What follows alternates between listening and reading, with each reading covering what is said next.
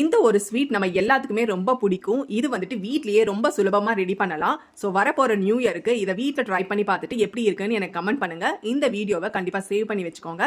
நான் வந்துட்டு ஒரு பவுல்ல 3 டேபிள் ஸ்பூன் அளவு தயிர், 3 டேபிள் ஸ்பூன் அளவு நெய், 1/4 டீஸ்பூனுக்கு கொஞ்சம் கம்மியா பேக்கிங் சோடா, 2 கப் அளவு மைதா, அதுக்கப்புறம் 1/4 டீஸ்பூன் உப்பு, இது எல்லாத்தையும் சேர்த்து நல்லா கலந்து விட்டதுக்கு அப்புறமா தண்ணி தெளிச்சு நம்ம வந்துட்டு டோ ரெடி பண்ணிக்கணும்.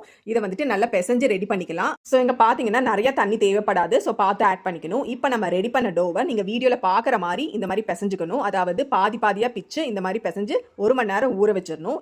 இந்த டைம்ல நம்ம சக்கரை பாகு ரெடி பண்ணிக்கலாம். 2 கப் மைதாக்கு 2 கப் சக்கரை, 1/2 கப் அளவு தண்ணி ஆட் பண்ணிட்டு கூடவே கொஞ்சம் குங்குமப்பூ ஆட் பண்ணிட்டு நம்ம வந்துட்டு சக்கரை பாகு ரெடி பண்ணிக்கணும். இது பாத்தீங்கன்னா பிசு தன்மை இருந்தா போதும். இது கெட்டியாகாம இருக்கிறதுக்காக கொஞ்சம் லெமன் ஜூஸ் ஆட் பண்ணிக்கணும். இப்போ நம்ம டோ ரெடி ஆயிடுச்சு. இப்போ இதுல இருந்து கொஞ்சம் மாவு எடுத்து நம்ம கட்டை விரல் யூஸ் பண்ணி இந்த மாதிரி ரெடி பண்ணிக்கணும்.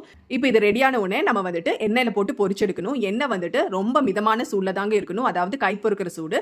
எண்ணெயில எவ்வளவு போட முடியுமோ அதை போட்டு நல்லா இந்த மாதிரி பொன்னிறமா வர்ற வரைக்கும் பொரிச்சு எடுக்கணும். இதுக்கப்புறமா நம்ம ரெடி பண்ண சக்கரை பாகுல இதை போடணும். சக்கரை பாகு வந்துட்டு கொஞ்சம் கை பொறுக்கிற சூடு இருந்தா போதும். இதுல வந்துட்டு ஒரு 20 மினிட்ஸ் ஊற வச்சு எடுத்தீங்கன்னா ரொம்ப சூப்பரான பாதுஷாவை வீட்லயே தப்பில்லாம நம்ம செய்யலாம். கண்டிப்பா இதே போல ட்ரை பண்ணி பாருங்க. பிடிச்சதுன்னா லைக், ஷேர் அண்ட் சப்ஸ்கிரைப்.